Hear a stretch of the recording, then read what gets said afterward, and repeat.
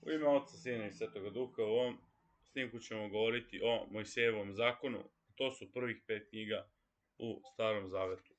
To je Postanje, Izlazak, Levitska, Brojevi i Deuteronomija. Ili kako mi to još za sada zovemo, možda ćemo ih promeniti, ponovljeni zakoni. Pošto ponovljeni zakoni, to je zakoni, nisu uopšte napisani u 5. knjizi koju mi zovemo ponovljeni zakoni.